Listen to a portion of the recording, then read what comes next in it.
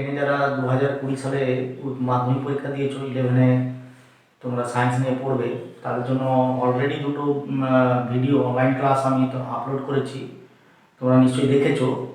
আজকে সেই ক্লাসের উপরে যে বিষয়বস্তু আলোচনা হয়েছে সেই বিষয়বস্তুর উপরে প্রথমে কিছু প্রশ্ন নিয়ে আলোচনা করব। এগুলো তোমরা মন দিয়ে দেখবে এবং দেখার সময় বলেছি যে খাতাতে নোট নেবে। যদি নোট নিতে বুঝতে অসুবিধা হয় তখন পজ করে করে তোমরা দেখবে, দেখে লিখবে, অর্থাৎ ভিডিওটা দেখে নোটের আকারে লিখে রাখবে। আর একটা বিষয় যে ভিডিওটা দেখার সময় লাইক দিবে, শেয়ার করবে এবং অবশ্যই যারা নতুন তারা সাবস্ক্রাইব করবে চ্যানেলটাকে। প্রথম কোশ্চেন আমাদের কোশ্চেন নাম্বার 1, কোশ্চেন 1 যেটা সেটা হচ্ছে যে একটি কক্ষকে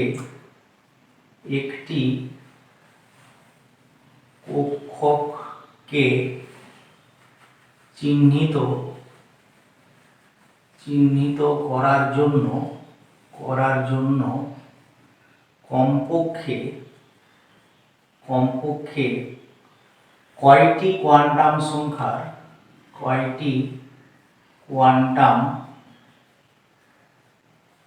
সংখ্যার প্রয়োজন হয়। আমরা এর আগের ভিডিওতে, প্রথম ভিডিওতে কোয়ান্টাম সংখ্যা সম্পর্কে ডিটেলসে তোমাদের বলেছি।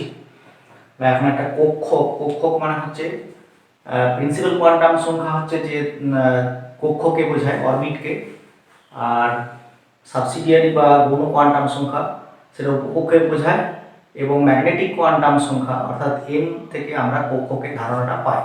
তাহলে আমাদের কমপক্ষে তিনটে দরকার। কমপক্ষে এটা উত্তরটা হবে কমপক্ষে 3টি কোয়ান্টাম সংখ্যা।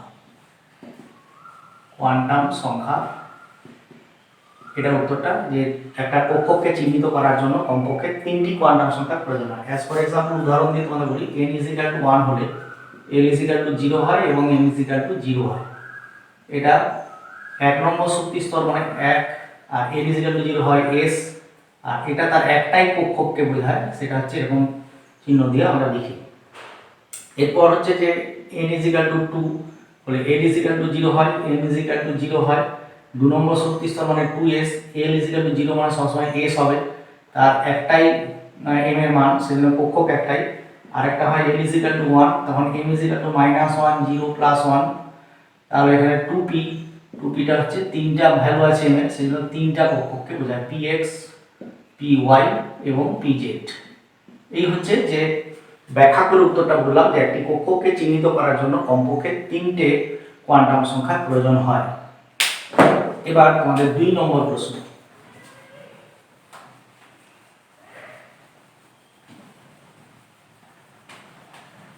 2 নম্বর প্রশ্নে আমাদের প্রশ্নটা হচ্ছে নিম্নলিখিত উপকক্ষকগুলির কোয়ান্টাম সংখ্যা বাস্তব অস্তিত্ব, যেমন ধরো নিম্নলিখিত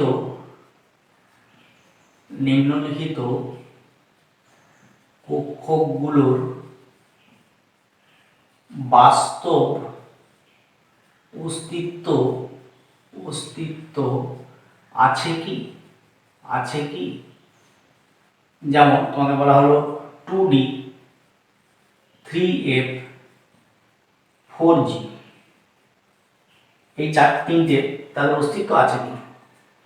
তাহলে 2 মানে এই যে বাম দিকের যে সংখ্যাটা, এটা বলেছি n এর মান, তাহলে 2D এর ক্ষেত্রে n = 2, তাহলে n = 2 হলে l এর মান হবে কত? 0, আর l = 1 জানি আমরা। তাহলে এটার জন্য এটা কি হয়? s, মানে 2s পাওয়া যায়, আর এটার জন্য 2p। l = 0 সবসময় s উপকক্ষ, যেহেতু 2 নম্বর শক্তি স্তর 2s, এবং l = 1 হলে p, আর এটা হচ্ছে 2p কক্ষ। তার মানে এখানে 3D এর অস্তিত্ব নেই, 2D এর অস্তিত্ব নেই। 2D এর অস্তিত্ব নেই। কেন নেই সেটা ব্যাখ্যা করে বলা হলো, কারণ d থাকতে গেলে l এর মান হতে হবে, l = 2 থাকলে তবেই d এর অস্তিত্ব থাকতো, না হলে এখানে l = ম্যাক্সিমাম ভ্যালু হচ্ছে 1, তাহলে এখানে d এর অস্তিত্ব থাকবে না। যদি 3f বলা হয়, তাহলে 3f এর ক্ষেত্রে n = 3, n is equal to 3 মানে l is equal to 0 হবে, l is equal to 1 হবে, l is equal to 2 হবে। তার মানে এখানে s 0 এর জন্য সবসময় s, এটার জন্য হয় p, l is equal to 1 এর জন্য, আর l is equal to 2 হলে d হয়, অর্থাৎ 3f এর অস্তিত্বহীন। 3f অস্তিত্বহীন মানে এর কোনো অস্তিত্ব নেই, কারণ f এর ক্ষেত্রে l এর মান হতে হবে 3, যেটা এখানে নেই, একমাত্র এর ম্যাক্সিমাম ভ্যালু হচ্ছে 2। এরপর হচ্ছে যদি বলা হয় তোমাকে যে 4g আছে কিনা, এখানে n is equal to 4, তাহলে n is equal to 4 হলে l is equal to 0 হবে, l is equal to 1 হবে, l is equal to 2 হবে এবং l is equal to 3 হবে, অর্থাৎ এর জন্য হবে 4s, l is equal to 1 এর জন্য হবে 4p, l is equal to 2 এর জন্য হবে 4d R l is equal to 3 এর জন্য হবে 4f, অর্থাৎ এখানেও এই 4g অস্তিত্ব থাকবে না, কারণ g হতে গেলে l এর মানটা 4 হতে হবে। এইভাবে তোমরা উত্তরগুলো করতে পারবে। 3 নম্বর প্রশ্ন, এটা কোশ্চেন নাম্বার 2 ছিল, কোশ্চেন নাম্বার 2। এবারে কোশ্চেন নাম্বার 3, 3 নম্বর প্রশ্ন। 3 নম্বর প্রশ্নে আসছি, কোশ্চেন নাম্বার 3। কোশ্চেন নাম্বার 3 আছে যে নিচের ক্ষেত্রে সংশ্লিষ্ট উপকক্ষগুলোকে শনাক্ত করো। সংশ্লিষ্ট উপকক্ষগুলোকে শনাক্ত করো। কি কি দেওয়া আছে? 1 নম্বর পয়েন্ট ওয়ানে দেওয়া আছে n is equal to 4, l is equal to 2, তারপর আছে n is equal to আছে 5, l is equal to 3, তারপর আছে n is equal to 6, l is equal to 4, তারপরে পয়েন্ট 4 এ আছে n is equal to 4, l is equal to 0। এখানে সহজেই আমরা উপকক্ষগুলোকে চিনে নিতে পারবো, কারণ 1 নম্বরেরটা আছে তোমার l is equal to 4, এটা হচ্ছে 4, 4 নম্বর শক্তি স্তর, 4 আগে লিখব, আর l is equal to 2 হলে l is equal to 0 মানে s, l is equal to 1 মানে p উপকক্ষ, l is equal to 2 মানে d উপকক্ষ, অর্থাৎ এটা হচ্ছে 4d। তারপরে এটা 5, প্রথম মানে মূল শক্তি স্তরটা, মুখ্য কোয়ান্টাম নাম্বারটা হচ্ছে 5, তাহলে 5 নম্বর শক্তি স্তর আগে লিখলাম, আর l is equal to 3 হলে l is equal to 0s, l is equal to 1p, l is equal to 2 হলে d, এটা হচ্ছে 5f, এটা f হবে, l is equal to 3 হলে f। তারপর এখানে আছে 6, অর্থাৎ প্রথম মুখ্য শক্তি স্তর, মুখ্য কোয়ান্টাম সংখ্যা, n is equal to 6, তাহলে 6 আগে লিখব, তারপরে l is equal to 4 মানে হচ্ছে g, অর্থাৎ এটা 6g হবে। তারপরে যে l is equal to 4, n is equal to 4 মুখ্য কোয়ান্টাম সংখ্যাটা লিখলাম, তারপরে l is equal to 0 মানে s। তার মানে এইভাবে আমরা উপকক্ষগুলোকে চিহ্নিত করতে পারি। এরপর 4 নাম্বার কোশ্চেন, 4 নাম্বার কোশ্চেন আছে যে তোমার 3D, কোশ্চেন নাম্বার 4, 3D কক্ষকগুলির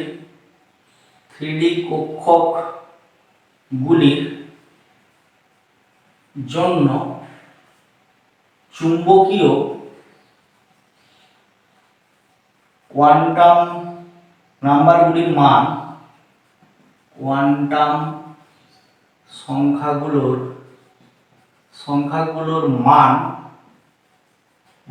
সংখ্যাগুলোর মান লিখো। তাহলে 3D, প্রথমে বলি n is equal 3D মানে কি, n is equal to 3 R d মানে l is equal to 2, l is equal to 2, কারণ l is equal to 0 হলে s হয়, l is equal to 1 হলে p, l is equal to 2 মানে d। তাহলে এখানে m এর মান কত হবে? m এর মান m is equal to -1, -l2 plus -2, -1, 0, +1, +2, তাহলে এই হবে তোমার তাদের যে m এর মান, অর্থাৎ চুম্বকীয় কোয়ান্টাম সংখ্যাকে আমরা m দ্বারা প্রকাশ করি, তাহলে m এর মান হবে -2, -1, 0, +1, +2। এরপর কোশ্চেন নাম্বার 5, কোশ্চেন নাম্বার 5 এ 3p, এটা 5 নম্বর কোশ্চেন, 3p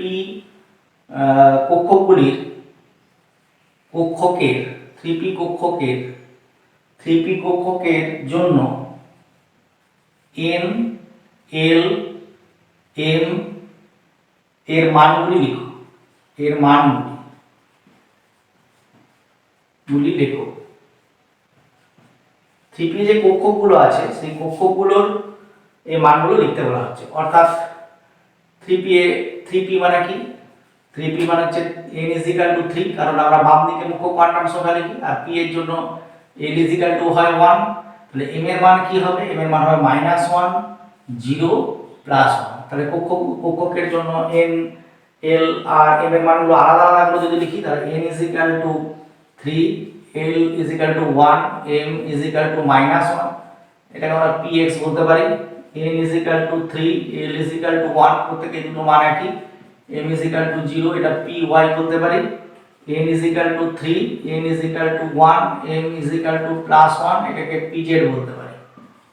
অর্থাৎ এইভাবে আমরা তিনটে মান লিখে দিতে পারি যে এই হলো তিনটে মান, px, py, pz এর এই তিনটে মান। এইভাবে আমরা লিখে দিতে পারি। এবারে কোশ্চেন নাম্বার 6, 6 নম্বর কোশ্চেন। 6 নম্বর কোশ্চেনে কি আছে দেখি আমরা কোশ্চেনটা লিখি। সেটা হচ্ছে যে নিম্নবর্ণিত দুটি পারমাণবিক কক্ষকের কোনটি শক্তিমাত্রার মান বেশি? নিম্নবর্ণিত দুটি পারমাণবিক কক্ষকের মধ্যে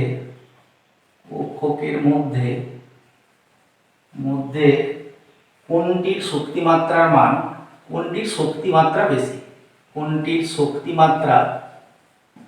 শক্তিমাত্রা বেশি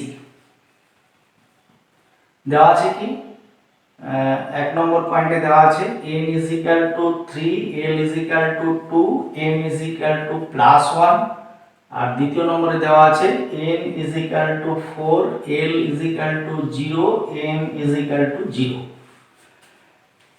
তাহলে শক্তিমাত্রার মান বেশি আমরা n + l তত্ত্ব পড়েছি।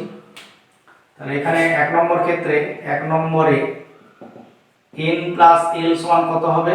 না 3 + 2 হবে সমান 5। আর 2 নম্বরে যে তথ্য দেওয়া আছে 2 নম্বরে n + l সমান কত হবে? না n হচ্ছে এখানে 4 আর l হচ্ছে 0, তার মানে হচ্ছে এখানে 4 হবে। অর্থাৎ এটা হবে, এটা যেহেতু l = 2, তার মানে এটা হচ্ছে 3d, 3 নম্বরে l = 2, আর এটা হচ্ছে 4s।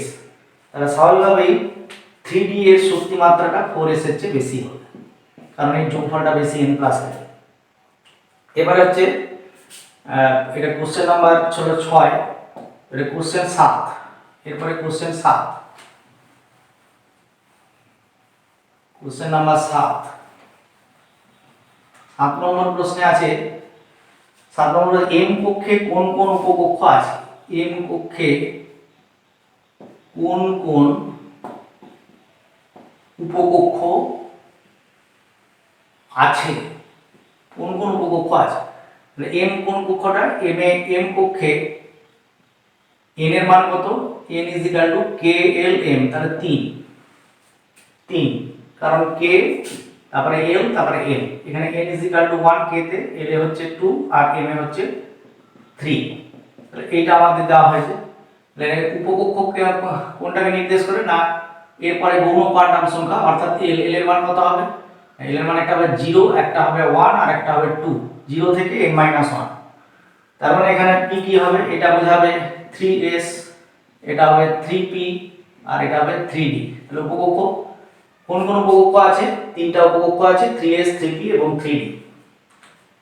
এরপর 8 নাম্বার প্রশ্ন, কোশ্চেন নাম্বার 8। 8 এ আছে একটি ইলেকট্রনের ক্ষেত্রে চৌম্বকীয় কোয়ান্টাম সংখ্যা m এর মান +3। একটি ইলেকট্রনের চৌম্বকীয় কোয়ান্টাম সংখ্যা +3 হলে ইলেকট্রনটি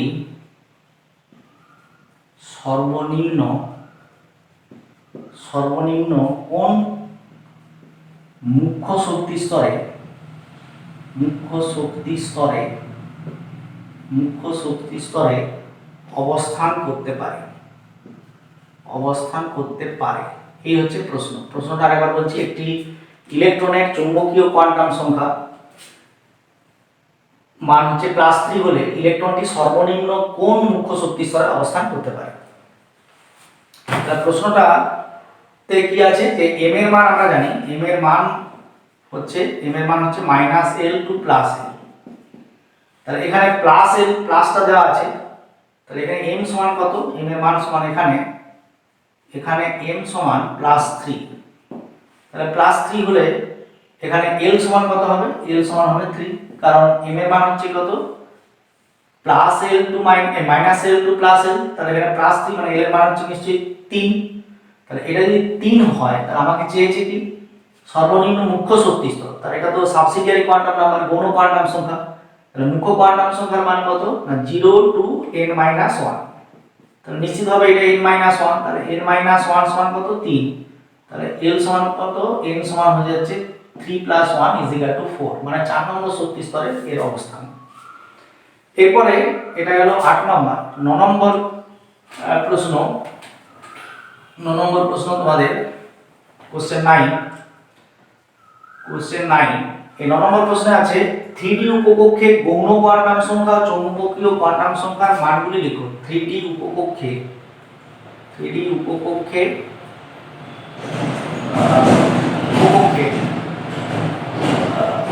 গৌণ কোয়ান্টাম সংখ্যা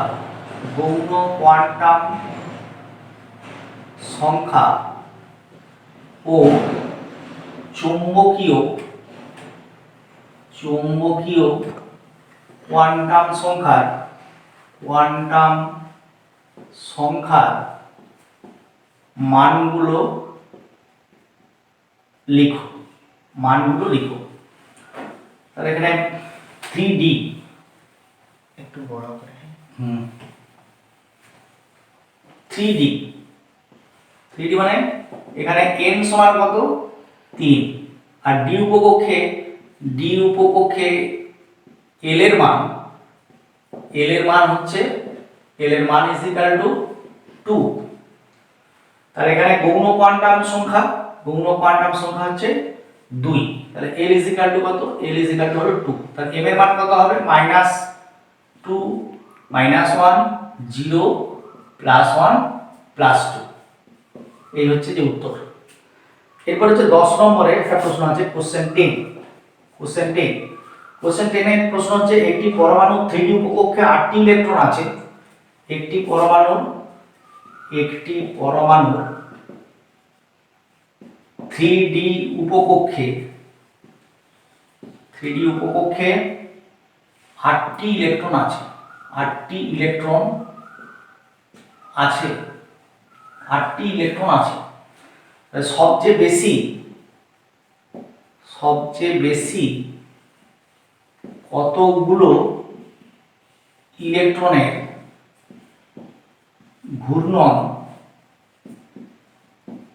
ঘূর্ণন একই দিকে হবে জিজ্ঞাসা। তাহলে 3D উপকক্ষে 8টা ইলেকট্রন আছে। তাহলে D উপকক্ষ মানেই আমরা বলেছি কক্ষকের সংখ্যা হচ্ছে 5টা। D উপকক্ষে m এর মান, l এর মান আগে লিখি। l এর মান হচ্ছে সমান 2। তাহলে m এর মান = -2 -1 0 +1 +2। তার মানে 5টা মান আছে না, 5টা ঘর হবে 1 2 3 4 5। তাহলে 8টা ইলেকট্রন আছে। তাহলে 8টা ইলেকট্রন আমরা বলেছি কুন্ডের নীতি অনুযায়ী আগে 5টা ঘরে একদিকে করে তার যে ঘূর্ণন একটা করে ফিল আপ হবে। তাহলে বাড়তি যে 3টা থাকছে তারা আবার প্রথম থেকে ভর্তি হয়ে যাবে। এই হলো যে জোড়বদ্ধ অবস্থায় 3টা ঘরে আছে আর দুটো ঘরে আছে অযুগ্ম ইলেকট্রন আছে। তাহলে সর্বোচ্চ কটি ইলেকট্রনের একই দিকে ঘূর্ণন হবে? তাহলে এখানে 1টা 2টো 3টা 4টা 5টা, 5টার একই দিকে ঘূর্ণন হবে আর বাকি 3টের অন্য দিকে ঘূর্ণন হবে। তাহলে এখানে সর্বোচ্চ হচ্ছে ঘূর্ণন কতগুলো সবচেয়ে বেশি ঘূর্ণন হবে, এটা সব উত্তরটা হবে 5টি। আর বাকি তো 3টে, মানে বাকিগুলো তো 3টে উল্টা দিয়ে হচ্ছে, তাহলে 5টার ঘূর্ণন একই দিকে সর্বোচ্চ যেটা হচ্ছে সবচেয়ে বেশি। এই হচ্ছে তোমাদের কয়েকটা প্রশ্ন, দুটো যে ভিডিও তোমরা দেখেছো তার উপর ভিত্তি করে আলোচনা করলাম। আজকে তোমাদের একটা নতুন জিনিস পড়াবো, সেটা হচ্ছে যে আয়নের ইলেকট্রন বিন্যাস।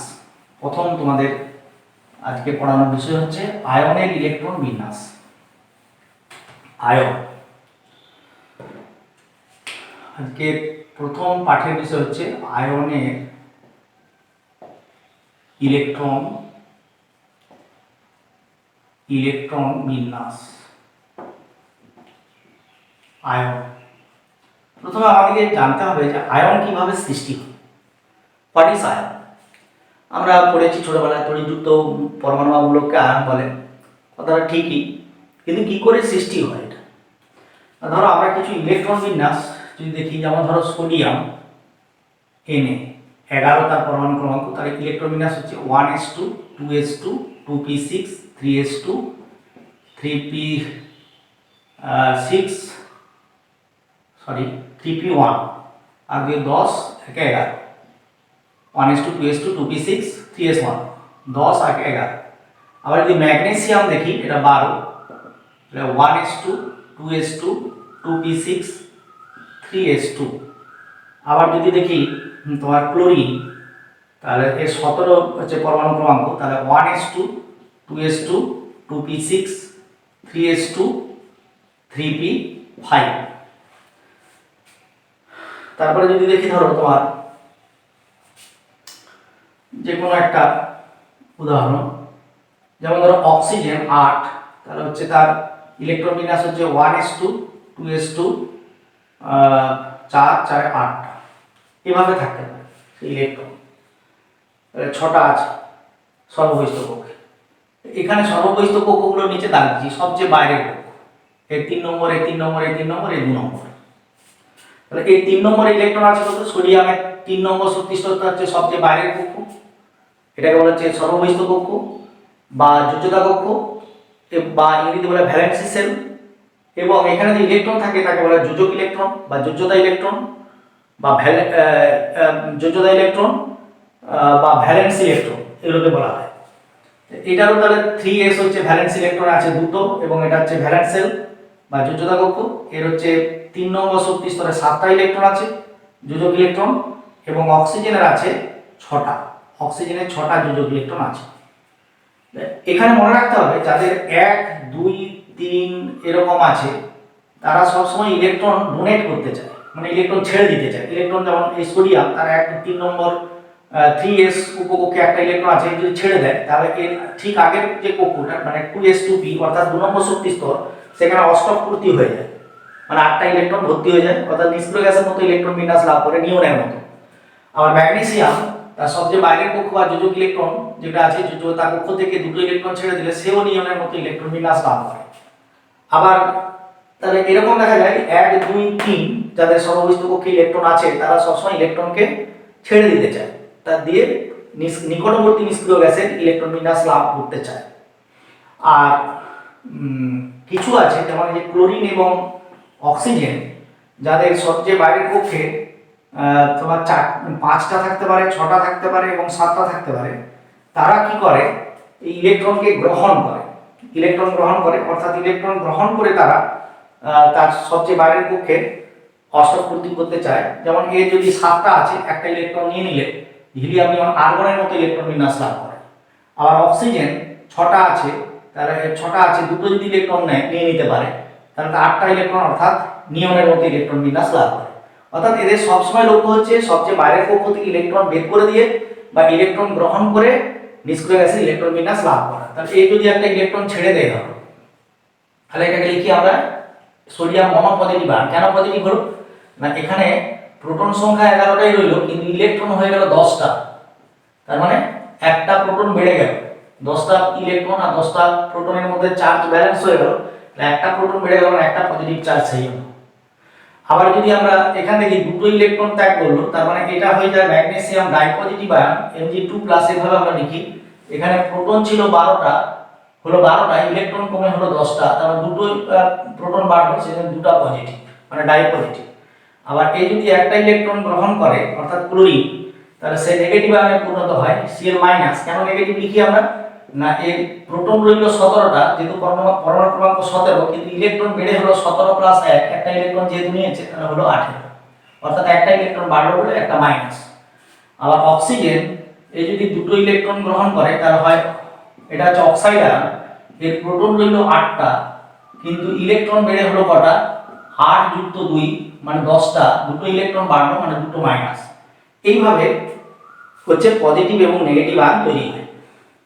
এই পজিটিভ আয়নগুলোকে বলা হয় ক্যাটায়ন এবং নেগেটিভ আয়নগুলোকে বলা হয় অ্যানায়ন। এইভাবে এদের এবারে ইলেকট্রন বিন্যাস আমরা কিভাবে লিখব না সেটা তোমাদের আমি এরপরে আলোচনা করছি।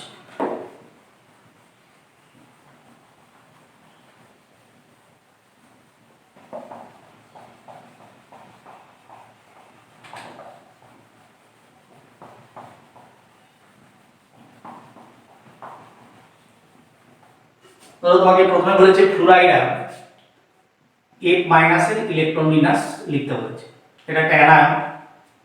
তাহলে ফ্লুরিনের পরমাণু ক্রমাঙ্ক কত, 9, ফ্লুরিন হচ্ছে 9, তাহলে 9, একটা ইলেকট্রন বেশি আছে মানে 10, তাহলে এই ইলেকট্রনের সংখ্যা আছে 10টা। এবার 10টা ইলেকট্রনের বিন্যাস কিভাবে লিখব, 1s2 2s2 2p6 এইভাবে লিখব 10টা ইলেকট্রন। এরপর তোমাদের যদি বলা হয় যে তোমার অক্সাইড আমরা দেখিয়েছি, এবার ধরো নাইট্রোজেন 3-, তাহলে নাইট্রোজেনের পরমাণু ক্রমাঙ্ক কত, নাইট্রোজেনের 7, তার সঙ্গে 3টে ইলেকট্রন বেড়েছে, মানে ইলেকট্রনের সংখ্যা আছে 10টা, মানে ইলেকট্রন বিন্যাস হবে 1s2 2s2 2p6। অক্সাইড আমরা দেখিয়েছি, যদি সালফাইড আয়ন বলে s-2 বা 2- যাই হোক, তাহলে হচ্ছে সালফার হচ্ছে 16 প্লাস 2, দুটো যতগুলো মাইনাস আছে এখানে যে চার্জ এবং থাকবে, এখানে 3টে মাইনাস চার্জ মানে 3টে ইলেকট্রন বেশি, এখানে একটা মাইনাস এখানে একটা ইলেকট্রন বেশি, এখানে দুটো মানে দুটো ইলেকট্রন বেশি মানে 18টা হলো। তাহলে ইলেকট্রন বিন্যাস কি হবে, 1s2 2s2 2p6 3s2 3p6। এই হচ্ছে অ্যানায়নের ইলেকট্রন বিন্যাস লেখার সময় আমরা কি করব না, যেটা অ্যানায়ন যে পরমাণু থেকে আসছে তার যে করসপন্ডিং যে তার পরমাণু ক্রমাঙ্ক অ্যাটমিক নাম্বার, তোমাদের এগুলো মনে রাখতে হবে অ্যাটমিক নাম্বারগুলো। এই অ্যাটমিক নাম্বারের সঙ্গে তার যে চার্জ আছে, যদি অর্থাৎ একটা মাইনাস থাকে তাহলে একটা ইলেকট্রন যোগ হবে, যদি দুটো থাকে মাইনাস চার্জ তাহলে দুটো ইলেকট্রন যোগ হবে, যদি 3টে মাইনাস চার্জ থাকে 3টে ইলেকট্রন যোগ হবে। এই টোটাল ইলেকট্রনের সংখ্যা নির্ণয় করব, তারপরে যেভাবে ইলেকট্রন বিন্যাস লিখতে বলেছি এর আগে তোমাদের সেইভাবেই তোমরা লিখবে। এরপর হচ্ছে অ্যানায়নের ইলেকট্রন বিন্যাস, এই ক্যাটায়নের ইলেকট্রন বিন্যাস, অ্যানায়ন তো বললাম তোমাদের, এবার হচ্ছে ক্যাটায়নের ইলেকট্রন বিন্যাস।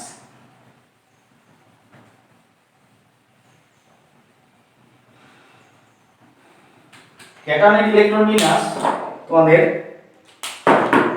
যেমন ধরো তুমি সোডিয়ামটা দেখিয়েছি তোমাদের, 1 নম্বর আমি যদি ক্যালসিয়াম ডাইপজিটিভ আয়ন যদি দেখাই, তাহলে ক্যালসিয়ামের পরমাণু ক্রমাঙ্ক হচ্ছে 20, ক্যালসিয়াম 20, তাহলে 20 মানে এখানে দুটো প্লাস মানে দুটো ইলেকট্রন বেরিয়ে চলে গেছে, তবে এই দুটো প্লাস হয়েছে এখানে, তাহলে -2 হবে। অর্থাৎ ক্যাটায়নের বেলায় বা ক্যাটায়নের ক্ষেত্রে ওই ক্যাটায়নটি যে পরমাণু থেকে এসেছে বা যে মৌল থেকে এসেছে, মৌলের পরমাণু তার যে মৌলটার যে পরমাণু ক্রমাঙ্ক, সেই পরমাণু ক্রমাঙ্ক থেকে যতগুলো পজিটিভ চার্জ আছে, অর্থাৎ এখানে দুটো পজিটিভ চার্জ আছে, তাহলে দুটো মাইনাস 2- অর্থাৎ 20 - 2 = 18 মানে 18 তার ইলেকট্রন বিন্যাস হবে 1s2 2s2 2p6 3s2 3p6, এই হচ্ছে 18 Cr3+।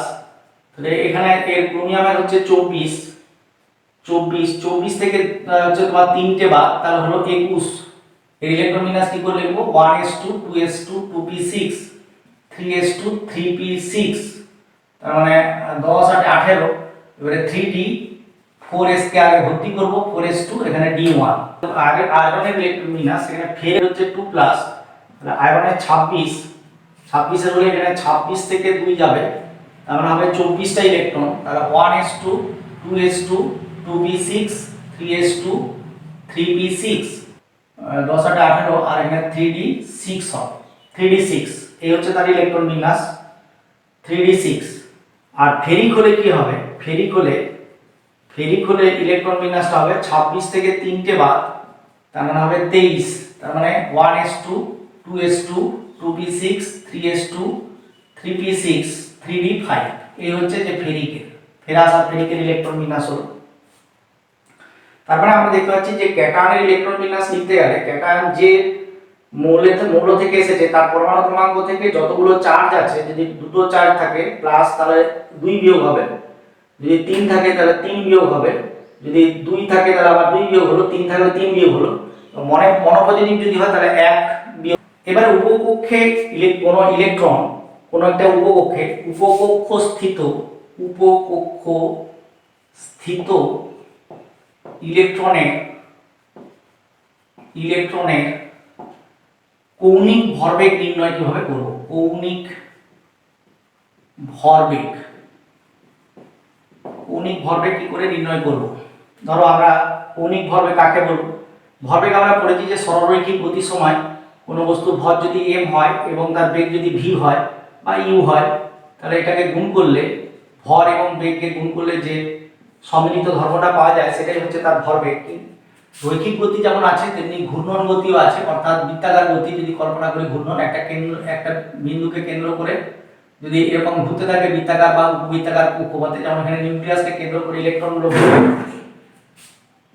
সেই ঘোরার সময় তার মধ্যেও ভরবেগ তৈরি হয়, তাকে বলা হচ্ছে কৌণিক ভরবেগ। তো কৌণিক ভরবেগ একটা ইলেকট্রনের কিভাবে উপকক্ষে একটা ইলেকট্রনের নির্দিষ্ট উপকক্ষের একটা ইলেকট্রনের কিভাবে আমরা নির্ণয় করব?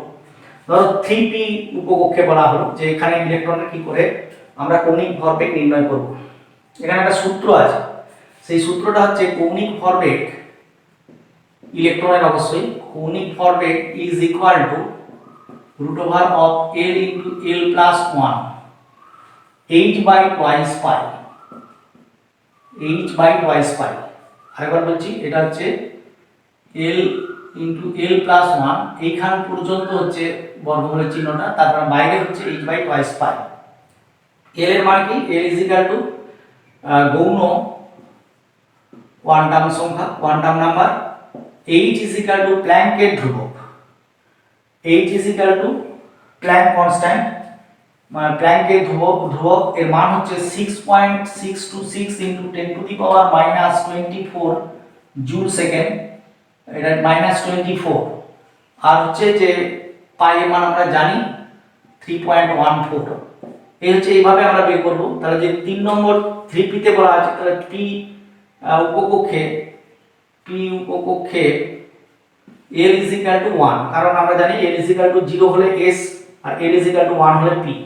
তাহলে এখানে এই কৌণিক ভরবেগ কত হবে? এখানে √of 1 into 1 plus 1 মানে L plus 1, এটা h by twice pi। চৌম্বক ভ্রামকের মান, প্যারাম্যাগনেটিক পদার্থ যেগুলো আছে তাদের চৌম্বক ভ্রামকের মান নির্ণয়, চৌম্বক ভ্রামকের মান নির্ণয়, এটার একটা সূত্র আছে, সেটা হচ্ছে চৌম্বক ভ্রামক is equal to √of x ও বলতে পারো, x into x minus x plus 2 bm বলা হয়। এখানে n অনেক জায়গায় n into n plus 2 আছে। এটা হচ্ছে x is equal to number of unpaired electron, মানে অযুগ্ম ইলেকট্রনের সংখ্যা,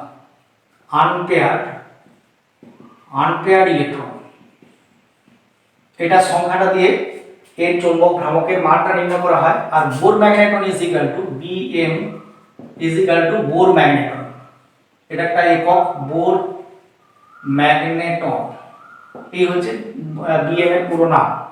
তাহলে যদি তোমাকে বলা হয় যে mn2 এর একটা ইলেকট্রনের, অযুগ্ম ইলেকট্রনের তুমি চৌম্বক ভ্রামকের মান নির্ণয় করো, তাহলে mn সমান কত?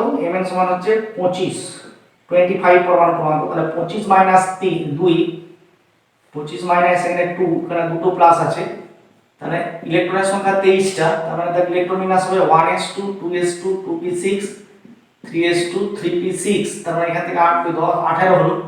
18 এর পরে এর ইলেকট্রন থাকবে তোমার 3d ফাঁকা রাখলাম 4s, তাহলে এখানে দেখো 2 8 10 8 18, তাহলে এখানে ইলেকট্রন আছে 5টা, তাহলে এখানে 5 দিয়ে এটা 0 হবে, 5 দিয়ে এখানে 0 হবে।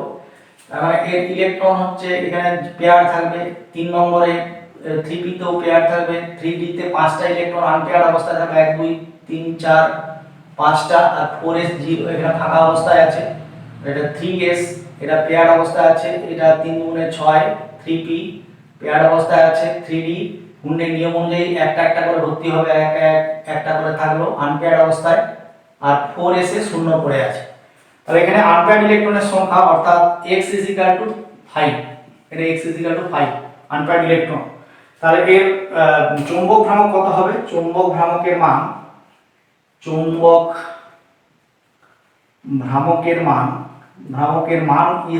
হবে এখানে হবে √5 × 5 + 2 বোর ম্যাগনেটন সমান √35 bm। এই হচ্ছে তার ক্যালকুলেশন করে আমরা চৌম্বক ভ্রামকের মান নির্ণয় করতে পারি। এরপর আসবো তোমাদের সেটা হচ্ছে যে এই যে ইলেকট্রন বিন্যাস আমরা দেখলাম 1 থেকে 30 পর্যন্ত সেটার ভিত্তিতে আমরা এই মৌলগুলোকে 3-4টে ভাগে ভাগ করতে পারি, s ব্লক মৌল, p ব্লক মৌল এবং d ব্লক মৌল আর f ব্লক মৌল। তাহলে s ব্লক গুলো আগে দেখি, s ব্লক কাদেরকে বলবো, তারপরে p ব্লক দেখব, p ব্লক এলিমেন্টস মানে p ব্লক মৌল, এটা s ব্লক এলিমেন্ট মানে মৌল এলিমেন্টস, এটা p ব্লক এলিমেন্টস কাদেরকে বলবো ইলেকট্রন বিন্যাস দেখে আমরা বলবো। তাহলে এক নম্বর হচ্ছে হাইড্রোজেন H1 1s1, তারপরে হিলিয়াম আর একদিক করে লিখছি না 1s2, তারপরে হচ্ছে 3 নম্বরে আছে লিথিয়াম, তাহলে 1s2 2s1, তারপরে বেরিলিয়াম 4, তাহলে হচ্ছে 1s2 2s2, তারপরে একবার চলে যাব বেরিলিয়ামের পরে বোরন 5 1s2 2s2 2p1, তাহলে বোরনের পরে যাব কার্বনের 6, তাহলে 1s2 2s2 2p2, কার্বনের পরে সাথে হচ্ছে নাইট্রোজেন n, তাহলে 1s2 2s2 2p3, নাইট্রোজেনের পরে অক্সিজেন 1s2 2s2 2p4, অক্সিজেনের পরে ফ্লোরিন 1s2 2s2 2p5, তারপরে আছে তোমার নিয়ন 10, তাহলে 1s2 2s2 2p6, তারপরে চলে আসবো sodium 11 1s2 2s2 2p6 3s1, তারপরে আসবো ম্যাগনেসিয়াম, এটা হচ্ছে 12 1s2 2s2 2p6 3s2, তারপরে অ্যালুমিনিয়াম 13, এটা হচ্ছে চলে যাবে অ্যালুমিনিয়াম 13, তাহলে এটা 2s ভর্তি হয়েছে এখানে চলে যাবে, অ্যালুমিনিয়াম এখানে 13, তাহলে 1s2 2s2 2p6 3s2 3p1 আর 2 10 আর 3 13। এবারে চলে যাবে 14 সিলিকন, এইভাবে হতে থাকবে। তাহলে এইখানে দেখো যাদের s দিয়ে শেষ হচ্ছে ইলেকট্রন বিন্যাস, এগুলো সব s দিয়ে শেষ হচ্ছে, এরা হচ্ছে s ব্লক এলিমেন্ট। যাদের p দিয়ে শেষ হচ্ছে তারা হচ্ছে p ব্লক এলিমেন্টস, এভাবে ভাগ হলো। এবারে যাদের d দিয়ে শেষ হবে অর্থাৎ d উপকক্ষ দিয়ে যাদের শেষ হবে আর f ব্লক তাদের ইলেকট্রন বিন্যাস। এখানে একটা কথা বলে রাখি, এদের সাধারণ ইলেকট্রন বিন্যাস s ব্লক মৌলের সাধারণ ইলেকট্রন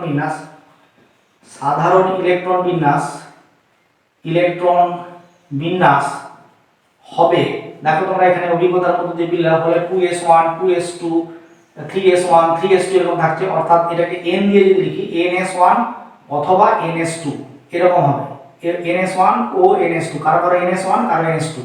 nটা হতে পারে যেমন হাইড্রোজেনের ক্ষেত্রে 1 1s1, হিলিয়ামের ক্ষেত্রে 1s2 হলো, আবার লিথিয়ামের ক্ষেত্রে 1s2 2s1 হলো, অর্থাৎ 1 হতে পারে 2 হতে পারে। p ব্লকের ক্ষেত্রে হবে এই ইলেকট্রন বিন্যাসটা সেটা হবে ns2 np1 to 6, দেখো তোমরা 1 to 6 হচ্ছে 1 to 6, যেমন ধরো এখানে 1 হয়েছিল বোরনের ক্ষেত্রে, তারপরে কার্বনের ক্ষেত্রে 2 হলো, নাইট্রোজেনের ক্ষেত্রে 3 হলো, অক্সিজেনের ক্ষেত্রে 4 হলো, ফ্লোরিনের ক্ষেত্রে 5 হলো, নিয়নের ক্ষেত্রে 6 হলো, আবার p এর ক্ষেত্রে এখানে 1 হচ্ছে, অর্থাৎ এর সর্বোচ্চ ধারণ ক্ষমতা 6 এবং সর্বনিম্ন হচ্ছে 1, বা ফাঁকাও পড়ে থাকতে পারে, কিন্তু পি ফাঁকা পড়ে থাকলে তো আর হবে না, পিতে ইলেকট্রন থাকতে হবে, তবে সেটা পি ব্লক। এরপরে তোমার চলে আসে ডি, ডি ব্লক। কারা ডি ব্লক?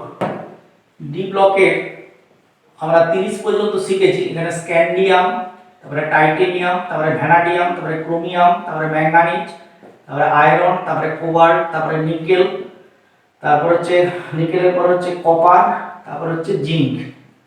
এই হচ্ছে পরপর মনে রাখতে হবে, scandium, titanium, vanadium, chromium, manganese, iron, cobalt, nickel, copper, zinc. 21 দিয়ে শুরু, 21, 22, 23, 24, এটা 23, ভ্যানাডিয়াম 24, এটা 25, তারপরে 26, তারপরে 27, তারপরে 28, তারপরে 29, তারপরে 30। এগুলো ইলেকট্রন বিন্যাস তোমরা দেখেছো। আমি শুধু সর্ববহিস্থ কক্ষের ইলেকট্রন বিন্যাসগুলো লিখছি। যেমন এর ক্ষেত্রে হচ্ছে 3d1 4s2, অর্থাৎ 4s টাকে আগে লেখার কথা, তারপরে 3d কে লেখার কথা। তোমরা জানো, এটা ব্যাখ্যা করেছি।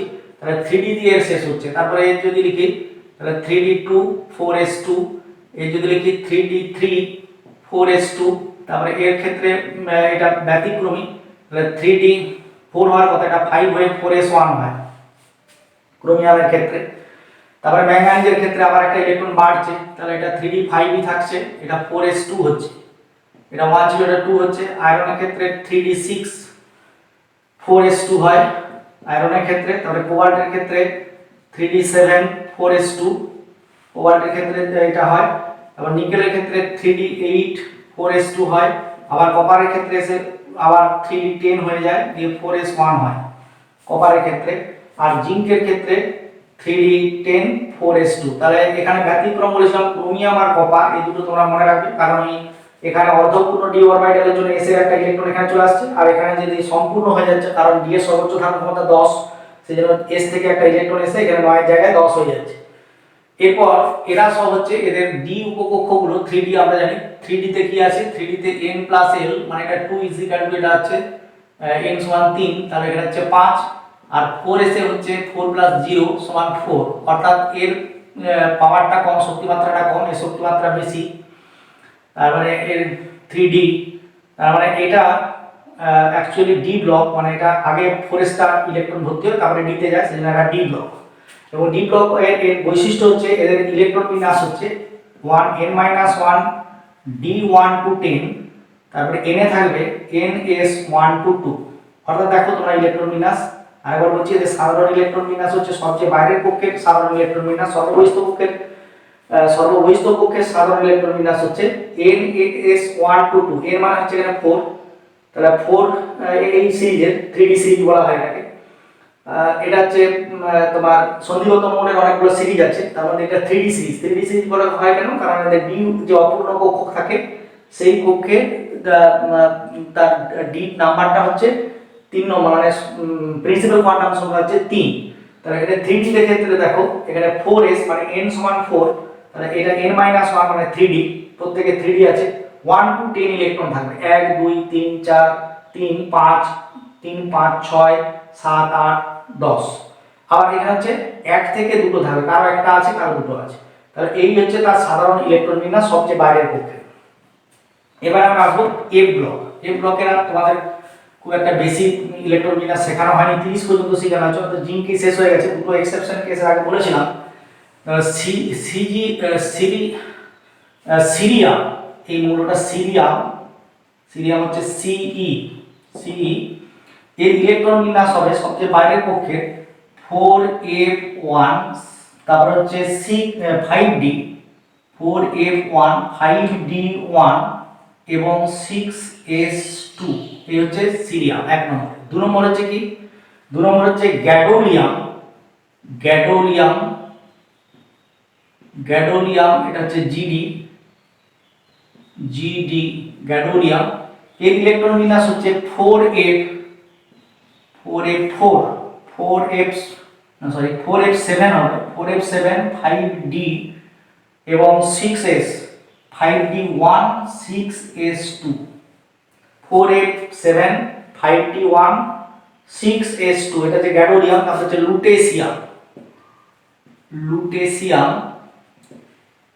লুটেসিয়ামের এলিউ, এর ইলেকট্রন বিন্যাস হবে 4f14 5d1 6s2, 4f14 5d1 6s2 এবং তারপর আছে ইউরোপিয়াম এর হচ্ছে ইউ হচ্ছে চিহ্ন, এর ইলেকট্রন বিন্যাস হচ্ছে 4f7 5d0 এবং 6s2।